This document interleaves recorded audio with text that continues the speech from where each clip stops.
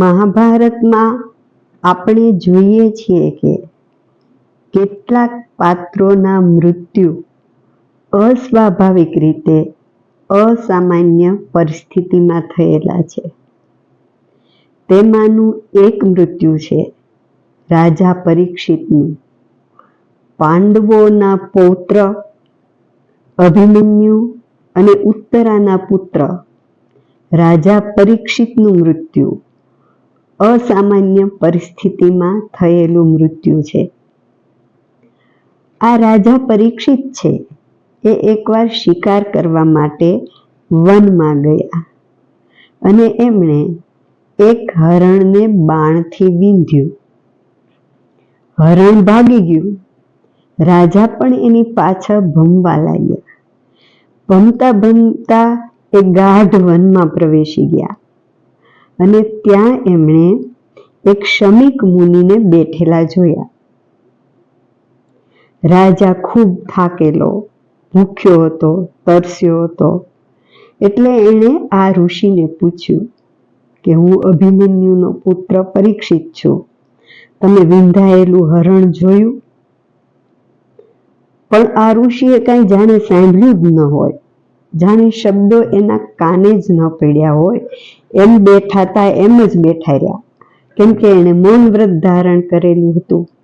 એટલે રાજાને એને કોઈ પણ પ્રકારનો જવાબ આપ્યો નહીં. એક તો રાજા ભૂખ્યો, તરસ્યો, થાકેલો અને એમાં ઋષિ પાસેથી એને જવાબ ન મળ્યો. એટલે એને શું કર્યું, પોતાના ધનુષ્યના એક છેડાથી એટલામાં બાજુમાં મરેલો સાપ પડેલો, એ મરેલો સાપ ઉંચકી અને ઋષિના ગળામાં વીંટી દીધો.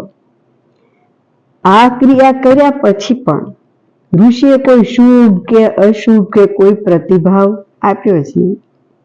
ઘણા ઋષિ મુનિઓ, તપસ્વીઓ એવા હોય કે એને બાહ્ય રીતે કોઈ નાની મોટી પરિસ્થિતિમાં ફેરફાર થાય તો એનાથી એને કોઈ ફરક પડતો હોય ને એ એની તપશ્ચર્યામાં તપમાં લીન હોય.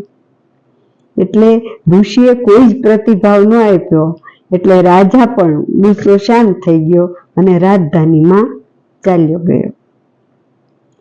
આ શમીક ઋષિને એક યુવાન, તપસ્વી, તેજસ્વી, મહાવ્રતનિષ્ઠ એવો એક પુત્ર હતો.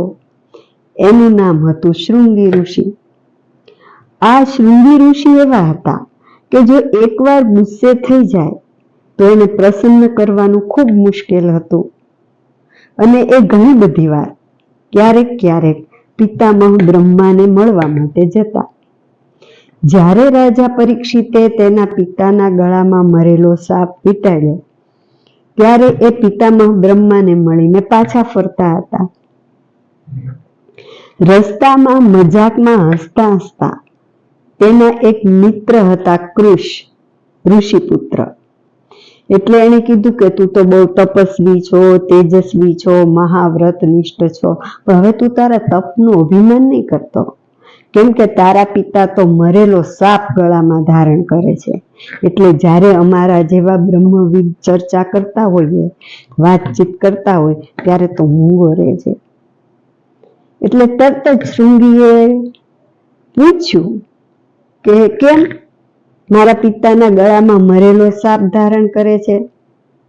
એટલે કૃષ એને વાત કરે છે કે પરીક્ષિત રાજા છે એણે ધનુષ્યના છેડાથી તારા પિતાના ગળામાં મરેલો સાપ વીંટાળ્યો છે. એટલે તરત જ શૃંગી બીજો સવાલ પૂછે છે કે મારા પિતાએ કઈ અપરાધ કર્યો તો? તો ત્યારે કૃષ કહે છે કે પરીક્ષિત રાજાએ એક હરણ વીંધેલું અને આ હરણની પાછળ પાછળ રાજા છે એ તારા પિતા પાસે પહોંચી ગયા અને હરણને જોયું છે એવો પ્રશ્ન પૂછ્યો, પણ તારા પિતા તો મૌન વ્રત ધારણ કરીને બેઠેલા, એટલે એણે જવાબ આપ્યો નહીં.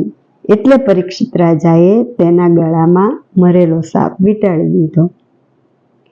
એટલે તરત જ આ શૃંગી છે એ ખૂબ ગુસ્સે થઈ જાય છે અને તરત જ શાપ આપે છે કે જે રાજાએ મારા પિતાના ગળામાં મરેલો સાપ વીંટાળ્યો છે એ રાજાને આજથી 7મી રાત્રિએ ભયંકર ઝેરવાળા તીક્ષ્ણ તેજવાળા તક્ષક નાગ યમ સદન પહોંચાડશે. શાપ આપ્યા પછી શૃંગી છે એ પિતા પાસે આવે છે અને પિતાને બધી વાત કરે છે. એટલે પિતા એમ કે છે કે તે આ મને બહુ સારું લાગે એવું નથી કર્યું. આપણા તપસ્વીનો આ ધર્મ નથી. રાજા ન્યાયપૂર્વક આપણું રક્ષણ કરે છે, એના રાજ્યમાં આપણે રહીએ છીએ તો એનું નાનું મોટું પાપ માફ કરી દેવાનું હોય. અને વળી એને ખબર નહોતી કે હું મૌન વ્રત ધરીને બેઠેલો છું, એટલે મેં જવાબ ન આપ્યો અને એની એને જાણ નહોતી, એટલે આવું ઘટના બની છે.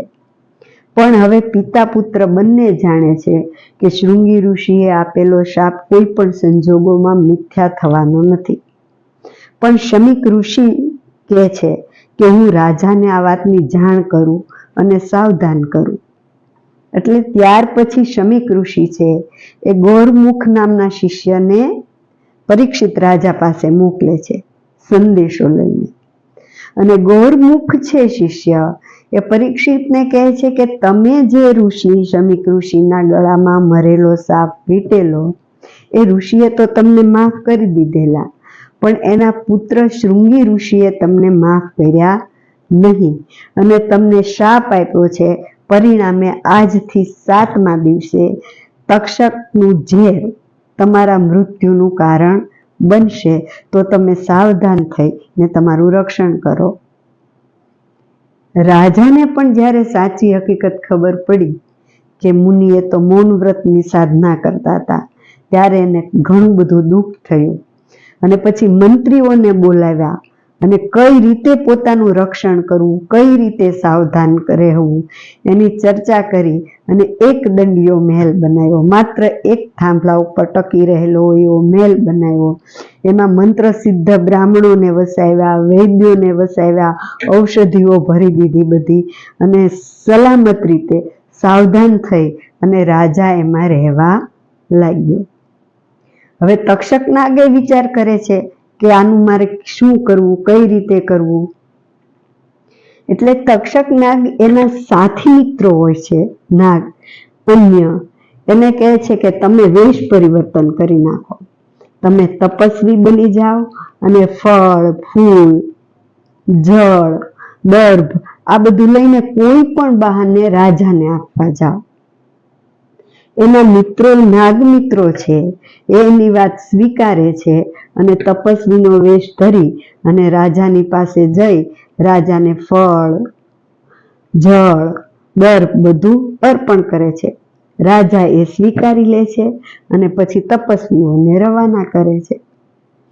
પછી રાજા તેના મિત્રો અને મંત્રીઓને કહે છે કે આપણે બધા જ સાથે મળી અને આ ફળ છે એ આરોગીએ.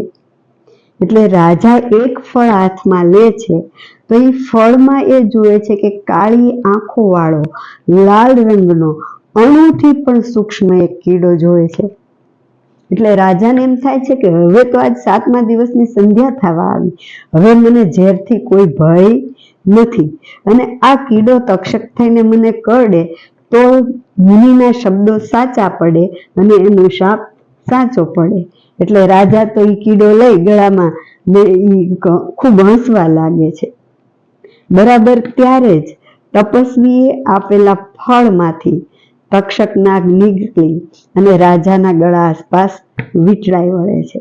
એની ગર્જનાથી અને એના ઝેરને કારણે સળગેલા મહેલમાંથી મંત્રીઓ અને મિત્રો છે એ ભાગી છૂટે છે અને રાજા પરીક્ષિત છે એ ત્યાં જ પડી જાય છે અને આ તક્ષકના ઝેરને કારણે રાજા પરીક્ષિત છે એનું મૃત્યુ થાય છે. અને આ રીતે શૃંગી ઋષિએ જે પરીક્ષિત રાજાને શાપ આપ્યો હતો એ શાપ યથાર્થ ઠરે છે.